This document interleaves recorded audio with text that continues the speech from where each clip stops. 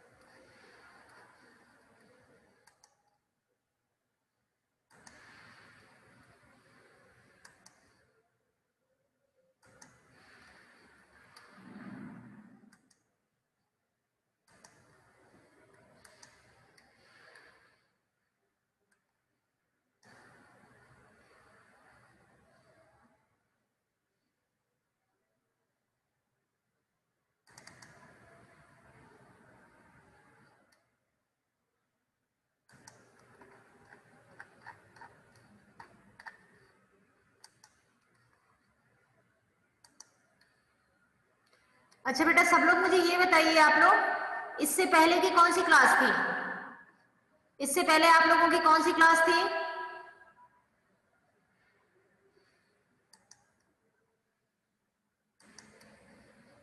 हरित, कौन सी? हाँ हरित बोलो, हरित बोलिए। मैम फिजिकल एजुकेशन की थी। फिजिकल एजुकेशन की और थी? क्लास हुई नहीं थी। अच्छा, क्लास हुई नहीं, ओके। लेकिन सर ही नहीं आए। अच्छा अच्छा, कोई बात नहीं।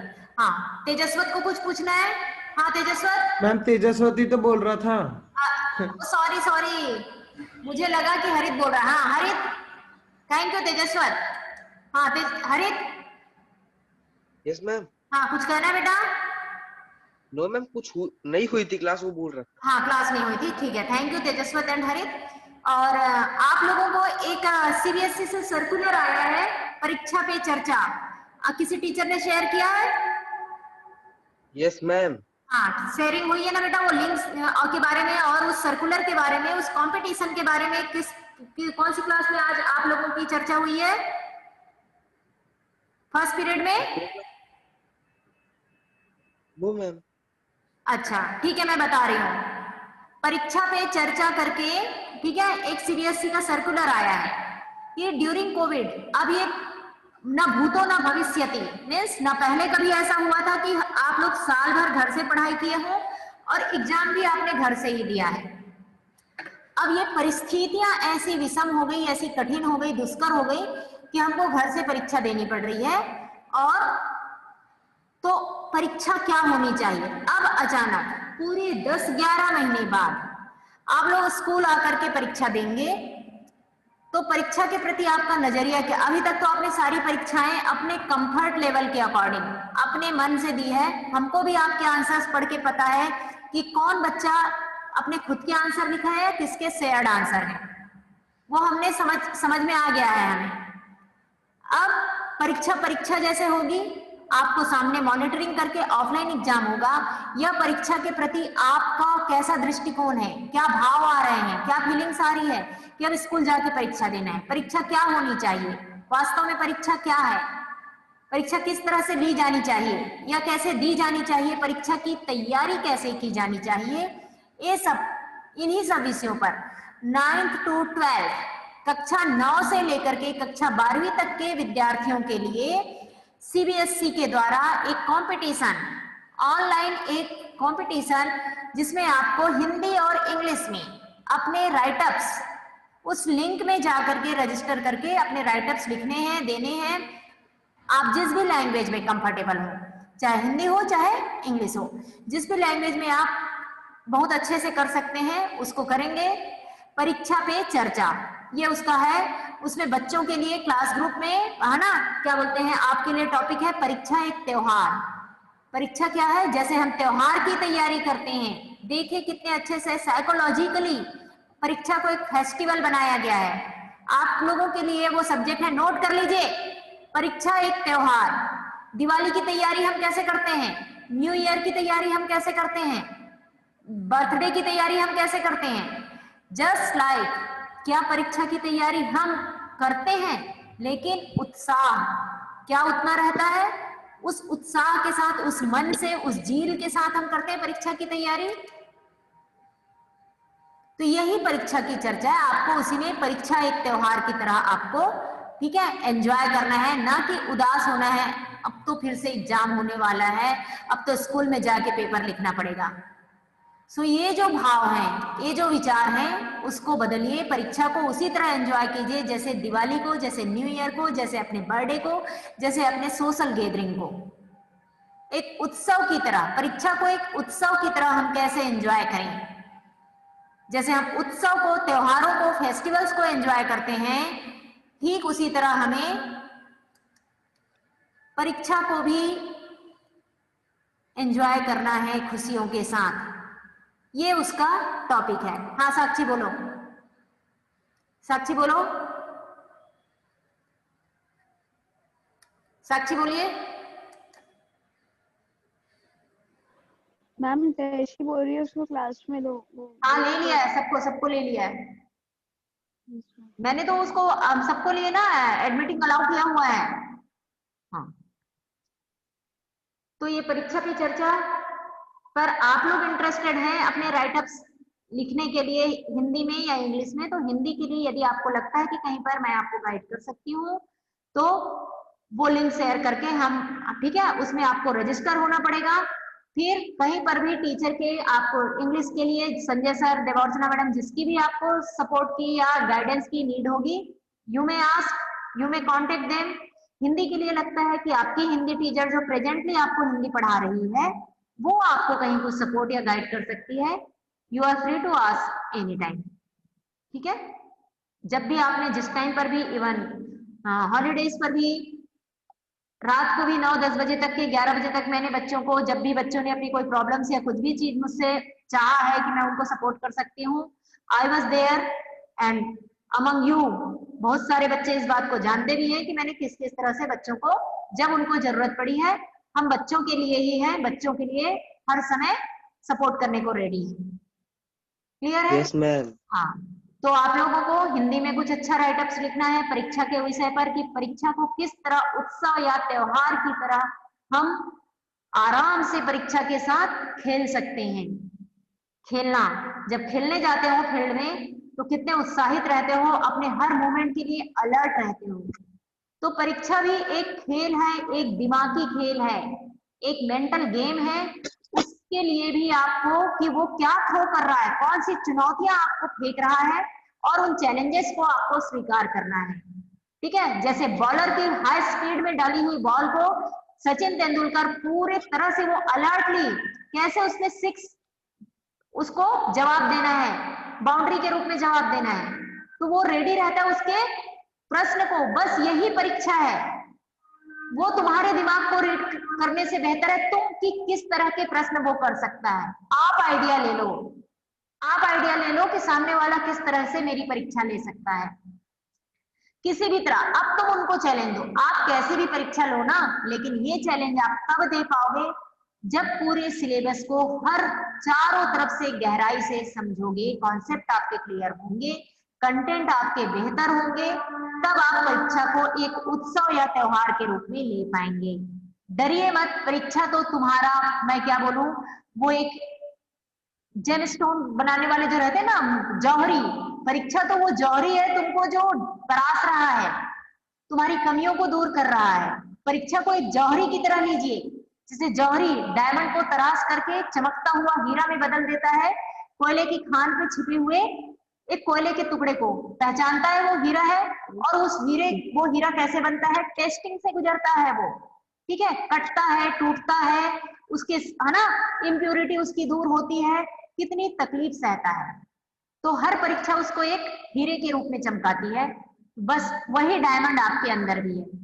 हर परीक्षा आपको एक डायमंड की तरह, एक गोल्ड की तरह आपकी चमक, आपकी क्वालिटी को बढ़ाते जाएगा, आपकी प्योरिटी को बढ़ाते जाएगा, आपके टैलेंट को निखारता जाएगा। हर परीक्षा एक जौहरी की तरह ही है, तो परीक्षा को आप फ्रेंडली लोगे तो आप एंजॉय करोगे और आपको बहुत मजा आएगा एग्जाम देने में। चाहे वो कोई भी टफ से टफ सब्जेक्ट हो, पहले उसके बेसिक्स को समझिए, उसके गहराई वाले प्रश्नों को समझिए। ठीक है, हमको क्या आता है उसको अभी हटा दो, क्या नहीं आता है। अब टाइम ये है कि किसमें मुझे प्रॉब्लम हो रही है, हर सब्जेक्ट में किस एरिया में मुझे प्रॉब्लम हो रही है, क्या मेरी कठिनाइयां हैं, क्या मुझे कठिन लगता है। उस कठिन को सरल बना लो, बस यही परीक्षा है। कठिन को सरल बना लो। अब उसको सरल बनाने के लिए आपको उस कठिनाई में उतरना पड़ेगा। कठिन को सरल बनाने के लिए आपको उस कठिनाई से जूझना पड़ेगा, भागना नहीं है। समस्याओं से भागने से समस्याएं खत्म नहीं हो जाती हैं। समस्याओं में हमको उतरना पड़ता है, जूझना पड़ता है, तब समस्याएं एक सुंदर उत्तर के रूप में, एक बहुत अच्छे ऑप्शन के रूप में हमारे सामने आती हैं। तो वो लिंक आपसे शेयर हो जाएगी और आप उसमें यदि इंटरेस्टेड हैं तो नाम बता देना, कांटेक्ट कर लेना अपने दोनों लैंग्वेज टीचर से। अब हम आते हैं अपने पढ़ाई पर। ठीक, पिछली क्लास में हमने क्या पढ़ा था राज?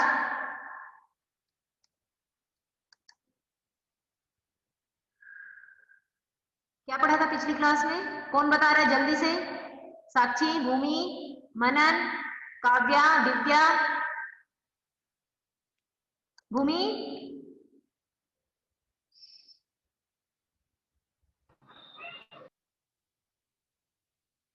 भूमि बेटा, लास्ट पिछली जो हमारी क्लास हुई थी उसमें हमने क्या पढ़े थे हम?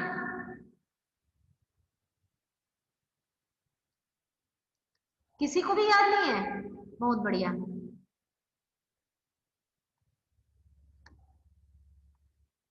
हरित, हरित अनम्यूट करो।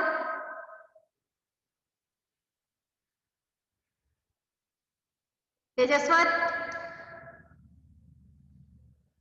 तेजस्वर यस मैम। क्या पढ़े थे बेटा? अपनी हमारी जो क्लास हुई थी मंडे को, उसमें हमने क्या पढ़ा था मंडे की क्लास में? कुछ मैम होमवर्क दिया था? रिवीजन किया था। हाँ, रिवीजन किया था। रिवीजन किया था। हाँ, क्या रिवीजन किया था? किसका रिवीजन किया था? वही तो मैं टॉपिक टॉपिक या लेसन पूछ रही हूँ किस। शायद ग्रामर का, शायद। शायद, नॉट श्योर। Very nice. तो किसी को भी याद नहीं है? No one? मैं तो याद हूं ना?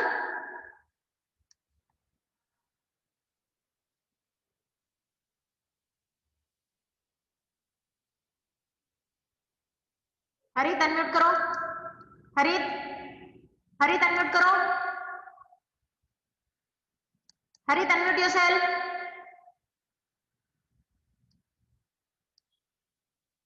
चलो ठीक है। व्याकरण के आपको अपने चारों टॉपिक, जो हमारे 4 टॉपिक्स हैं व्याकरण के। हाँ भूमि, भूमि।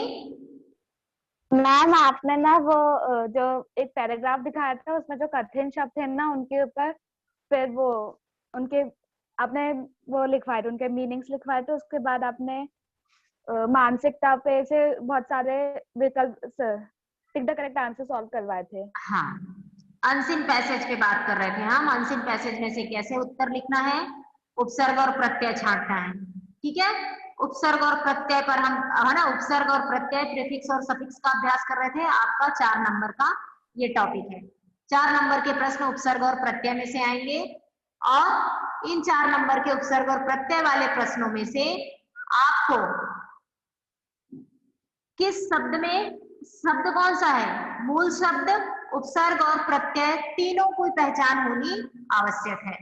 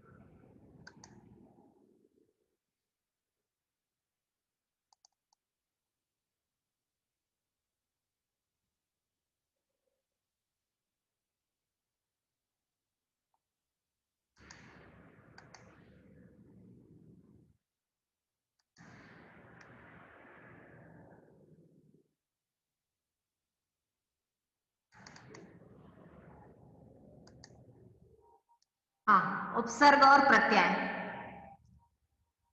सबको पता है, हम उसी पे चर्चा कर रहे थे। ठीक है, अब उपसर्ग और प्रत्यय के बाद है हमारा अर्थ के आधार पर वाक्य भेद।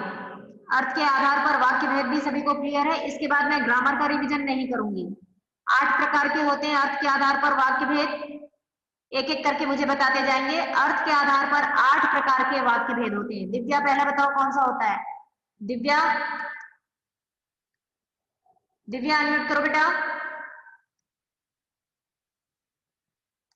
दिव्या अनम्यूट करिए। Quickly raise your hand. First, अर्थ के आधार पर वाक्य भेद पहला कौन सा होता है? दिव्या। हाँ भूमि, भूमि। मैम विधानवाचक। Very good. विधानवाचक वाक्य की पहचान कौन बताएगा? काव्या।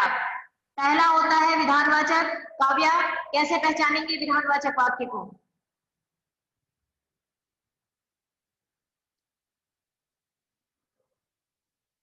यस कृषिका। हाँ कृषिका बता बेटा। Yes ma'am. हाँ मैम, हाँ, जिस वाक्य के मतलब उसके करने का मतलब काम करने का बोध हो उसे विधानवाचक कहते हैं। बेटा जिस वाक्य में कोई नियम या जानकारी होती है, ठीक है, जिस वाक्य में हमें कोई जानकारी या कोई निश्चित नियम होता है उसे विधानवाचक वाक्य कहते हैं। हिमालय उत्तर दिशा में है, ठीक है, नई दिल्ली भारत की राजधानी है, हिंदी भारत की मातृभाषा है, ये हमें जानकारी मिल रही है। विधानवाचक वाक्य एक नियम है। भारत में हिंदी बोली जाती है, भारत में बहुत सारी भारत की में सांस्कृतिक विविधता है, ठीक है, भारत एक प्रायद्वीप है। तो ये विधानवाचक वाक्य, इसमें जानकारी भी है और एक निश्चित क्या बोलते हैं नियम है। भारत है ना, हिंदी भारत की मातृभाषा है, ठीक है, यदि हम हिंदुस्तानी हैं तो हमें हिंदी आनी चाहिए, ये हिंदुस्तान की मातृभाषा है। तो ये जानकारी और नियम हमें पता चल रहा है, तो ये विधानवाचक वाक्य है। दूसरा, सेकंड। मैम मैं बताऊं? हाँ बताओ बताओ, जल्दी बताओ बेटा। निषेधवाचक। निषेधवाचक वाक्य में क्या होता है? काव्या, किसने बताया? हाँ जिन वाक्य में कार्य के मतलब न होने का भाव प्रकट होता है। यस, ठीक है, कार्य के ना होने का भाव। मैं उत्तर नहीं दूंगा या मैं उत्तर नहीं दूंगी, हम हिंदी नहीं पढ़ेंगे, हमको परीक्षा नहीं देनी है, मैं वहां नहीं जाऊंगा, जिसमें ना होने का भाव हो, ठीक है, कार्य के करने के प्रति ना होने का, ना करने का मन हो, ठीक है, भाव हो, वो निषेधवाचक, नेगेटिव सेंटेंस। ठीक। तीसरा, हाँ मनन। मैम प्रश्नवाचक। वेरी गुड, प्रश्नवाचक वाक्य। आर्यन बताएगा प्रश्नवाचक वाक्य की पहचान। आर्यन, आर्यन प्रश्नवाचक। Yes ma'am. हाँ, प्रश्नवाचक वाक्य इंटरोगेटिव सेंटेंस को कैसे पहचानोगे? मैम उसमें आखिरी में क्वेश्चन मार्क लगा रहेगा। वेरी गुड, उस वाक्य में एक प्रश्न होगा, उस वाक्य में एक प्रश्न होगा तो वह प्रश्नवाचक वाक्य, ठीक है, लास्ट में वाक्य के अंत में प्रश्नवाचक चिन्ह होगा। लेकिन आपको ये मैं बता दूं, संदेहवाचक वाक्य में भी प्रश्नवाचक चिन्ह लग सकता है। तो आपका सिर्फ कौन आ रहा है, वह आ पाएगा। अब यहाँ पर वह आ पाएगा, मेरे को संदेह है, उस संदेह में एक प्रश्न है, ठीक, तो यहाँ पर संदेहवाचक और प्रश्नवाचक में आप पहले समझेंगे, क्योंकि प्रश्नवाचक चिन्ह संदेहवाचक में भी लगता है, ठीक है, जिसमें हमें डाउट होता है। तो प्रश्नवाचक चिन्ह में प्रश्न ही होता है, कौन आ रहा है, कब आ रहा है, किसने यह कार्य किया है, कौन बोल रहा है, कौन पढ़ा रहा है, कौन खेल रहा है। तो प्रश्नवाचक वाक्य में कौन, किसने, कब, कहां, कौन, किसने, कब, कहां, ठीक है, से शुरू होगा, कौन, किसने, कब, कहां, ठीक, से शुरू होने वाले वाक्य नोट कर लीजिए। कौन, किसने, कब, कहां से आरंभ होने वाले वाक्य प्रश्नवाचक वाक्य, अंत में प्रश्नवाचक चिन्ह। हाँ दिव्या। Yes ma'am. तीन वाक्य हमने अभी समझ लिया, विधानवाचक, निषेधवाचक, प्रश्नवाचक। चौथा प्रकार बताओ। Yes ma'am. विस्मयादिबोधक। वेरी गुड, विस्मयादिबोधक। विस्मय का अर्थ बता बेटी, विस्मय का अर्थ क्या होता है दिव्या? मैम जिन वाक्यों में आश्चर्य, हर्ष या आदि की भावना व्यक्त होती है उसे। विस्मयादिबोधक, जिसमें हमको आश्चर्य होता है, ठीक है, बहुत घोर आश्चर्य हो रहा हो। अचानक अभी टेम्परेचर क्या बोलते हैं, गर्मी सी आ गई है, अब एकदम से माइनस में चला जाएगा टेम्परेचर, तो हमको बहुत आश्चर्य होगा, मौसम कैसे बदल गया। प्रश्नवाचक नहीं होगा, अरे मौसम बिल्कुल बदल गया, ठीक है, तो ये विस्मय है ना। फिर स्कूल खुल गए क्या? कोरोना के कारण तो गवर्नमेंट ने अलाउड नहीं किया था, ठीक है, घोषणा नहीं दी थी कि है ना, अब अचानक सरकार ने घोषणा कर दी, तो खुलने पर जब किसी भी उसमें आश्चर्य का भाव हो तो वह विस्मय। विस्मय और आश्चर्य एक ही है, एक दूसरे के पूरक हैं, पर्याय हैं। विस्मय या आश्चर्य समानार्थी शब्द हैं, तो ये विस्मयादिबोधक वाक्य होगा। नेक्स्ट, साक्षी। मैम आज्ञावाचक। आज्ञावाचक वाक्य, उदाहरण बोलो साक्षी। कृपया शांत रहिए। हाँ, कृपया शांत रहिए, ठीक है, बहुत नम्रता पूर्वक, ठीक है, पोलाइटली बोला जा रहा है कृपया शांत रहिए, ठीक है, लेकिन वहीं पर शांत रहने बोल रहे हैं ना, तो दोनों ही आज्ञावाचक होगा। यहाँ पर हम बहुत सभ्यता से बोल रहे हैं कृपया शांत रहिए, लेकिन उसमें भी ऑर्डर है, बैठे रहो, खड़े हो जाइए, ठीक है, यहाँ आइए, वहां मत जाइए, ठीक, जिसमें आदेश हो, ऑर्डर हो, वह आज्ञावाचक वाक्य होगा। गुड। नेक्स्ट, हरित।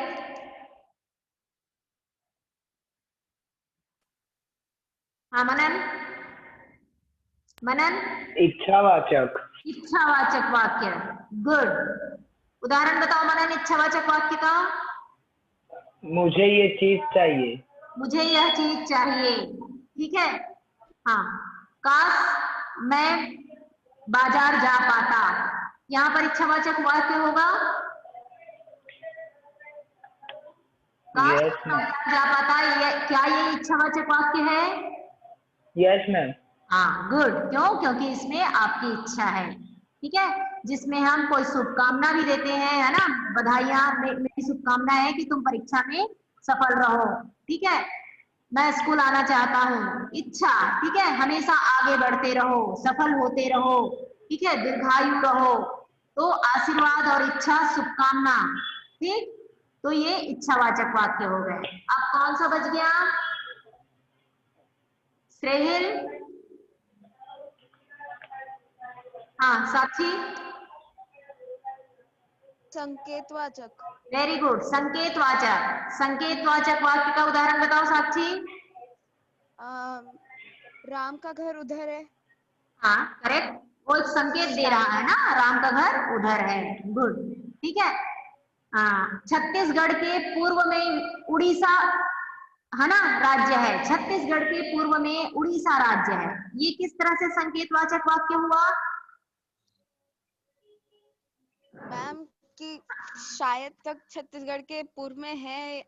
हाँ, है ना, ये संकेत दे रहा है कि पूर्व दिशा में जाओगे तो आप उड़ीसा राज्य पहुंच जाओगे, करेक्ट, ठीक है, शायद नहीं, कंफर्म ही होगा। संकेतवाचक वाक्य में कंफर्म, निश्चित संकेत रहता है बेटा, ठीक है, तो ये संकेतवाचक वाक्य है। ये तो एक हो गया कि हमको किसी को इंडिकेशन दे रहे हैं, है ना, उधर जाओगे तो ये पड़ेगा, है ना, यहाँ से सीधे सीधे जाते जाओगे तो एक मोड़ के बाद उसका घर आएगा, ये संकेतवाचक वाक्य हो गया, ठीक है, पहले चौक पड़ेगा, चौक के बाद आपकी कॉलोनी आ जाएगी, वो संकेतवाचक, संकेत दे रहे हैं, लैंडमार्क बता रहे हैं, ये तो जानकारी वाले संकेत हो गए। अब ठीक है, जैसे मैंने पहले भी कहा था, फसल अच्छी हो, है ना, बरसात अच्छी होती तो फसल भी बहुत अच्छी होती, समय पर बरसात होती तो बहुत अच्छी फसल होती, ये भी संकेतवाचक वाक्य होगा, है ना, अच्छी बरसात होती या समय पर बरसात होती तो बहुत अच्छी फसल होती, ठीक है, हाँ, समय से पहले पता चल जाता तो कोरोना इतना भयानक नहीं होता। समय से पहले हम सचेत हो जाते तो कोरोना इतना भयानक नहीं होता। हम सचेत नहीं हुए, संकेत नहीं मिला, ठीक है। समय पूर्व तैयारी कर लेते तो लोग सुरक्षित रहते, ठीक है। तो ये संकेत दोनों प्रकार के होंगे। जिस प्रकार के वाक्य के उदाहरण साक्षी ने दिए कि उसका घर उधर है ना, ठीक है। भोपाल के बाद ग्वालियर जाएंगे फिर आगरा आता है, ये संकेत दे रहा है। भोपाल के बाद ग्वालियर, ग्वालियर के बाद फिर आगरा आ जाएगा, ये संकेत है, ठीक है। एक लैंडमार्किंग संकेत है किसी स्थान का, किसी पता का। लेकिन ये जो हमारे जीवन के से जुड़े हुए संबंधित घटनाएं हैं, परीक्षा से पहले अच्छी तैयारी होती तो पूरे प्रश्न में बना लेता। थोड़ी और अच्छी पढ़ाई की होती तो सारे प्रश्न हल कर लेता, ठीक है। अभी से स्कूल खुल जाएंगे तो रिजल्ट बहुत अच्छा आ जाएगा, बहुत अच्छा परिणाम प्राप्त करने के लिए हमें अभी से मेहनत करनी होगी। तो आपका अभी से मेहनत करना होगा, संकेत दे रहा है आपके अच्छे रिजल्ट का। क्लियर है? अर्थ के आधार पर वाक्य भेद सबको क्लियर है? कोई डाउट है किसी को? अर्थ के आधार पर वाक्य भेद में किसी को कोई डाउट है? हाँ, मनन को है। यस मनन बोलो। मैम एक और छूट गया शायद। हाँ बोलो कौन सा है, इसीलिए तो पूछ रहे हैं हम कि आप उसको कंफर्म करो। मैम संदेहवाचक। संदेहवाचक, वेरी गुड। यही मैं देख रही थी कि कितने लोगों के दिमाग में आता है, संदेह होता है ना।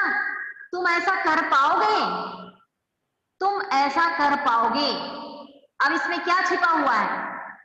कंफर्मेशन है या डाउट है? डाउट। डाउट है। तो जिस वाक्य में शक, संदेह, डाउट हो, ठीक है,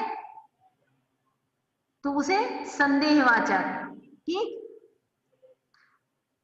आज सूरज उगेगा, आज सूरज उगेगा, बदली वाला मौसम रहता है, बरसात के दिन रहते हैं, तो हमें संदेह होता है कि सूरज उगेगा या नहीं उगेगा, ठीक है। ट्रेन समय पर आएगी, ट्रेन समय पर आना, है ना, संदेह। ट्रेन समय पर शायद ही आएगी, ठीक है, शायद भी आ गया, काश भी आ गया, तो संदेहवाचक, ठीक। तो जिन वाक्यों में हमें संदेह होते हैं वो संदेहवाचक वाक्य। तो ये अर्थ के आधार पर 8 प्रकार के वाक्य भेद हो गए। किसी भी वाक्य में कोई डाउट हो तो अभी 5 मिनट है, आप लोग पूछ सकते हैं।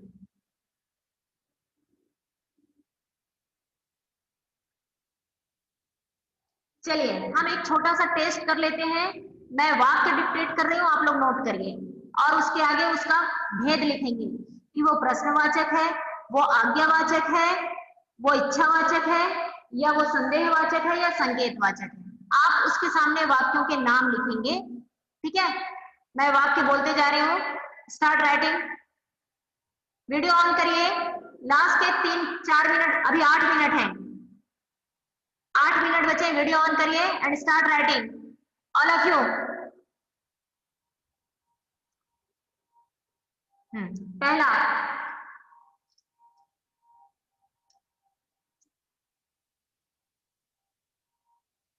उसे वक्त पर पहुंच जाना चाहिए। पहला वाक्य है उसे समय पर या वक्त पर, जो भी आपको सरल लगे, उसे समय पर पहुंच जाना चाहिए।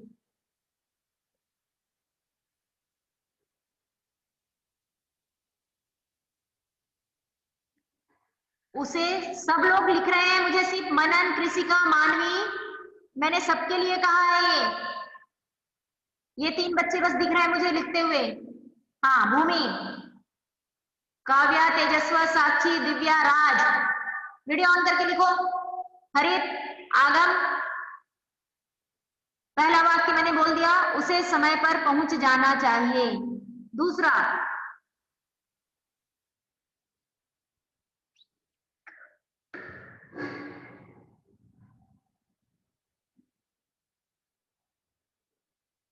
क्या वह सफल हो पाएगा? क्या वह सफल हो पाएगा? दूसरा, क्या वह सफल हो पाएगा?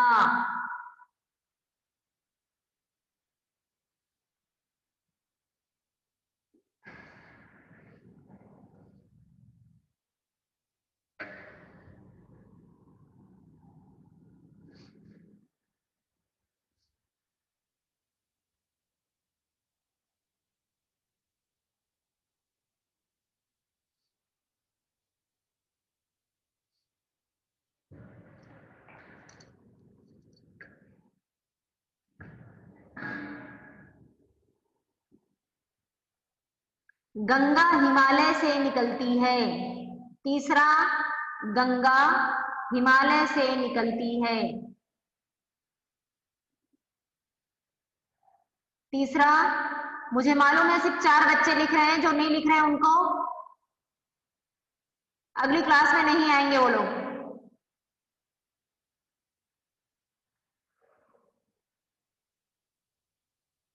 गंगा हिमालय से निकलती है। 3 वाक्य सबके कंप्लीट हो गए। 3 वाक्य सबने लिख लिया? प्लीज कंफर्म करिए इफ यू, हाँ यस बेटा दिख रहा है तुम्हारा, यस 3 लिख लिया सबने, गुड। चौथा,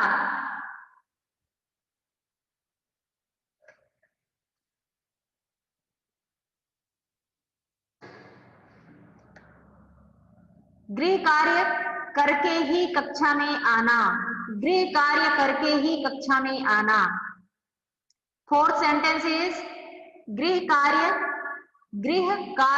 मीन्स होमवर्क। गृह कार्य करके ही कक्षा में आना।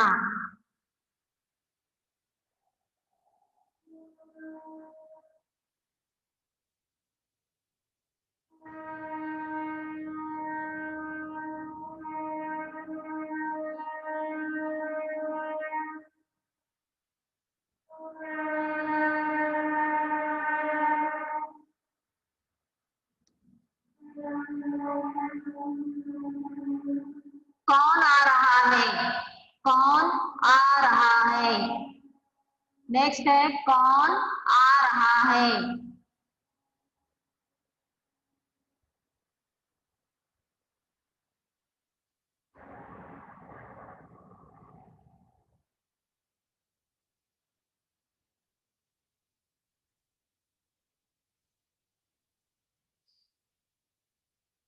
कितने वाक्य हुए बेटा?